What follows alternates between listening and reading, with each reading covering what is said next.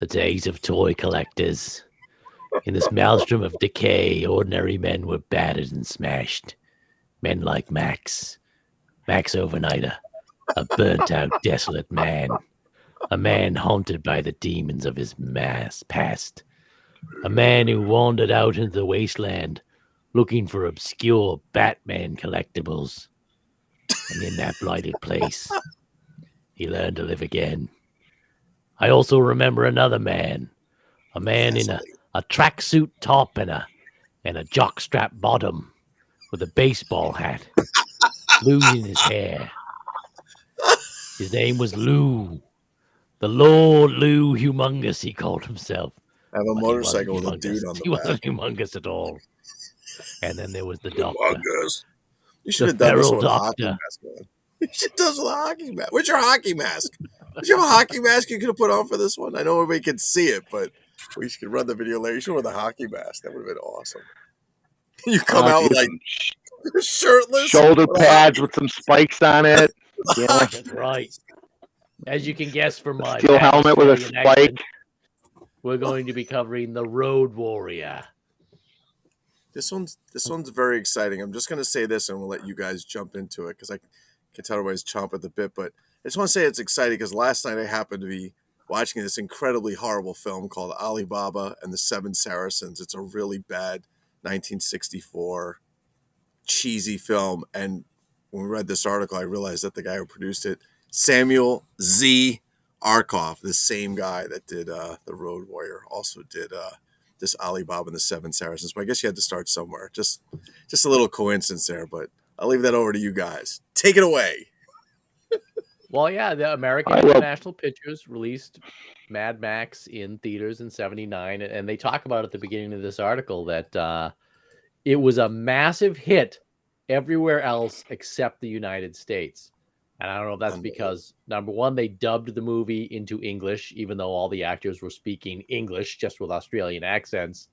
But it was the biggest top-grossing Australian movie ever, and it made beaucoup dollars worldwide except the U.S.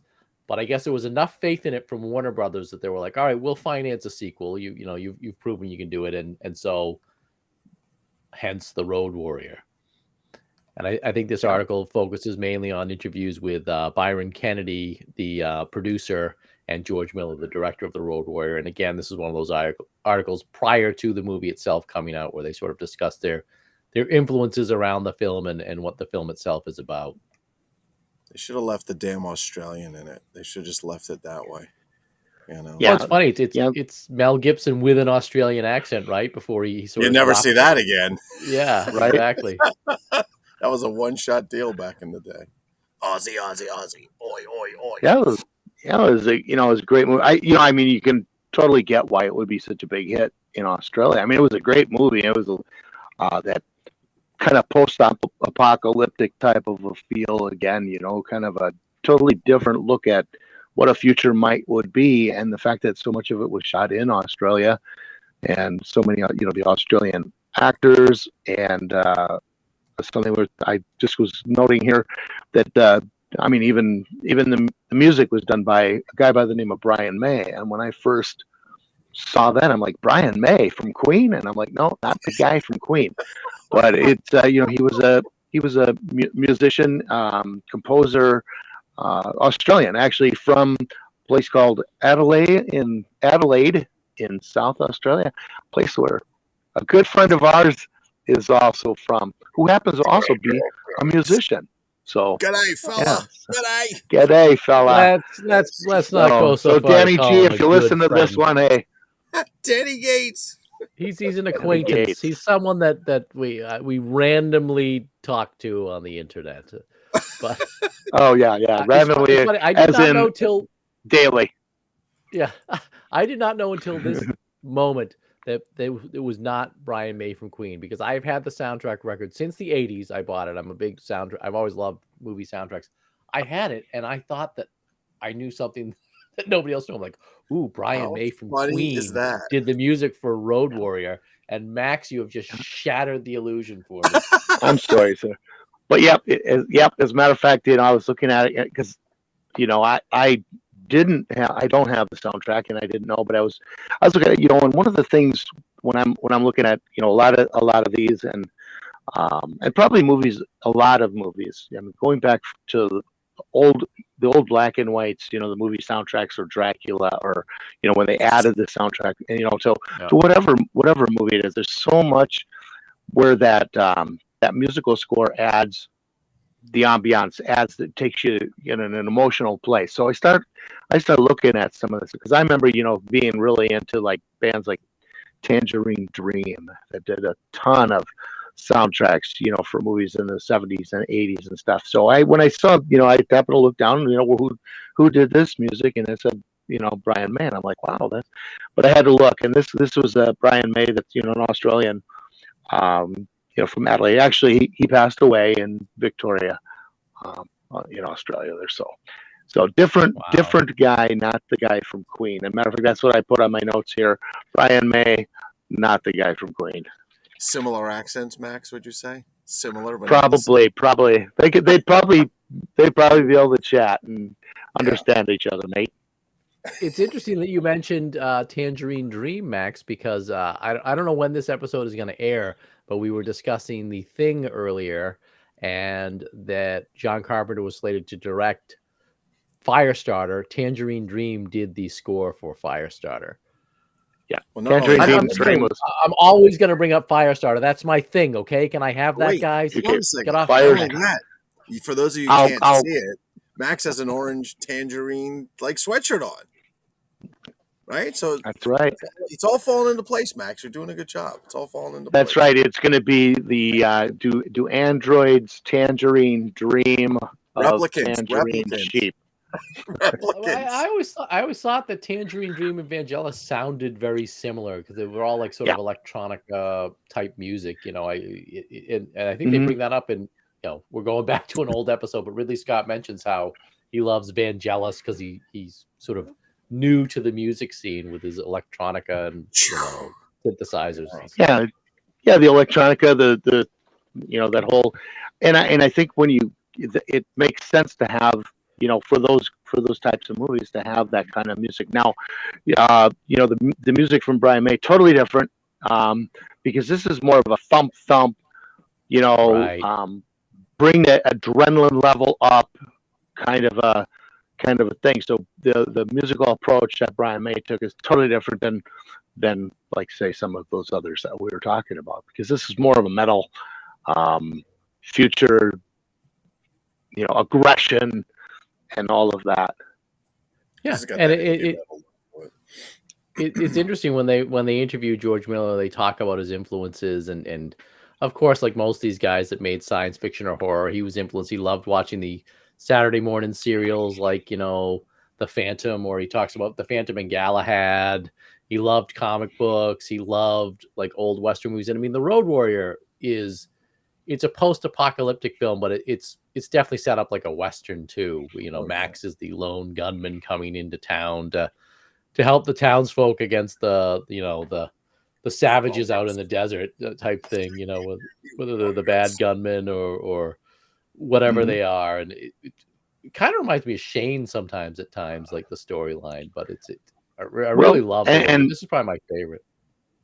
And Max is not a really nice guy as a general rule either. Right. And, it takes that kind of a mentality to deal with that type of, nemesis, as it would be, these people. And the whole feel of it, as we were talking before too, is that, in so many other futuristic type movies, we see, the space stuff or high tech. Well, now here we have where technology has been pretty much destroyed, decimated, where, these are wheeled vehicles going through harsh terrain and desert, and, they're stealing, they're going after people's provisions and gasoline and all of that stuff. So it's, no laser shooting, it's, machine gun fire, and no, high, floating bikes. I mean, it's all on wheels and stuff. That ultralight, or whatever they call that thing, that helicopter thing. but his car, Yeah. is The badass, gyro and it was captain is the the guy that gyro flies. captain, Right. yeah. Yep. Yeah. And the car was a Ford, so I'm very excited about that. Not a Mustang, but Very.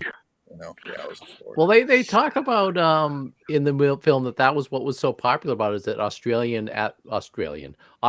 at that time had a very big car culture. Like there's a cult of car culture, and that's a lot of people that are gearheads love this movie because of all the cars and the motorcycles and the trucks and things like Yeah. that. And there are people that like it for its post-apocalyptic wasteland and the action and the stunts and the violence and things. And it And really nobody is had curly hair, Rich. There was not one. That's I don't think there's any right. curly hair guys. There's no curly hair. Not I think one. most of them were. Well, the ones that did have curly hair, they shaved their heads. Yeah. And yeah, that's what they There were did a lot in of that movie. Mohawks. There was a lot of Mohawks. A lot of in that Mohawks. movie. Yeah, Mohawks. Yeah, and it is. It's the car. There's so much to appeal. To so many people, because like you said, the car culture. I mean, because here we're looking at a futuristic thing where we're not driving hovercrafts or in cars that have been armored and welded, and you got sparks flying, and you got all of that. So it's a very like I was kind of joking around, kind of almost a grindhouse feel, but it was totally a totally different way of doing this. And to come off of Mad Max, okay, we talk about Mad Max 79 and this one, Road Warrior, which it was also known as Mad Max 2, coming out in May of 82. So you're only looking at a 3-year span from Mad Max to the Road Warrior. So they got this one out really fast. And like I guess maybe because it's a sequel, so you had a lot of characters, you had a lot of things going on, and then Thunderdome, came right out in 85. So. And that was And I think a huge difference between them, for sure. Between Oh, Mad yeah. Max starring to Road Warrior to Thunderdome, there's a huge difference. and the budget But it was just good get natural increased. Budgets, yeah. But I Right. mean, it's interesting too, because the first Mad Max, like you said, Max, it's very much an exploitation film. Mad Max. It's Death Wish. It's Mad Max is a police officer. It's not quite post-apocalyptic. It's a future where the world's kind of screwed up, but there's still cops. There's still a police force. There's still a society, and he's a cop, and his wife and kids get killed, and he goes after the motorcycle gang that killed his wife and kids. This one goes completely into mythology, and they even bring that up in there, that he says that we decided that Max is sort of this mythological hero that has always existed across time and space. He's a very Jungian, from Carl Jung or Joseph Campbell's, the hero with 1,000 faces. That there have always been these stories throughout history about these guys that come in and they save a society, but because of what they have to do to save the society, they can't be a part of that society. And that's the American gunslinger, the hard-boiled cop. They do what needs to be done, but they can't be a member of society proper because of what they have to do to save society itself. And it's kind of cool. And I've always dug those types of movies and those types of heroes in movies. And I mean, this is one of the best ones that covers that type of mythos. Yeah, I agree. Yeah, I mean, and then some of the other stuff. What were you saying, Max? No, I was going to say, Mad Max? just you saying a great something, film. Mad Max? Mad Max. I know, Max. Did you ever get that movie, growing up, where people have Mad Max because of the films? Did anybody ever call you that? They didn't want to get me mad. No, I didn't get. I got called a lot of things, but not Mad Max, because keep in mind now, Mad Max wasn't around when I was a kid. So yeah, 60s and 70s was a lot different than than the 80s. Yeah. They didn't have that. By 79, I was in the Army. They called me a lot of things, everything short of son of God. It's kind of interesting in the article. They talk about, you just mentioned that there's a Mad Max 3. They ask him in the article, do you think you'll make a sequel? He's like, well, I don't know. If this one's successful, maybe we will. And he talks a little bit about what direction they might take it into. And he says that if they're going to make a Mad Max 3, that they really want to take it more towards traditional science fiction, which I guess it kind of was. I'm not quite sure for that Beyond Thunderdome. But the other interesting thing that Miller mentions at the end of the article is they say, "You ever going to come to America and direct movies?" He's like, "No, I prefer to stay in Australia." And he really has, for the most part, stayed in Australia. He never, he's come over and done stuff in America, but he never moved to America and made films in Hollywood permanently. He's always sort of made films in Australia. And I mean, Fury Road was a massive hit, and that was made in Australia. That's a fantastic movie. As a matter of fact, after reading this article, I want to go back and revisit all the Mad Max films, honestly. Right. Check them out, 1, 2, and 3. Yeah. I actually get a little bit different information on them, a little extra perspective. Well, it's from the days, too, when they did real stunts. Nowadays, you see stuff and it's green screened, or it's CGI. You watch the Avengers movies, and they're great, but you're like, Captain America does a triple quadruple flip over a car and then bounces off a tree, and it's like that was a cartoon. That wasn't Chris Evans doing that or a stuntman doing that. These movies, I don't know how they did some of the stunts in this movie. The one that I always get is the motorcycle, or some of the crashes and stuff. Well, the one that always gets me is the one where, you ever seen the one where the guy shoots the arrow into the tire of the truck, and he goes to reach out to grab the arrow for some reason, and the suction of the tires sucks him in between the tires. And I'm like, how did they do that stunt? Like, that was insane. I think that guy actually died. I don't think that was supposed to happen. How many broken bones? How many broken bones? Oh, plenty, I'm sure. Yeah. All right. Well, I think the Ayatollah of rock and roller, Lou Melagrana, is telling us that our post-apocalyptic days are numbered. Don't abuse your time. Leave the wasteland now. I am the Doctor, Dr. Durant, also known as Rich Hurley. You can find me on YouTube at Dr. Durant Sanctum. I also have a Facebook page, also called Dr. Durant Sanctum. Come on by, say hello, leave a post in an Australian accent. There you go. And I am Mad Max. Actually, I'm Max Overnighter, and Rich has a YouTube page. It's called Dr. Durant Sanctum. I do not have any of that stuff, but stop by Migo Like Facebook group on the old Book of Faces there.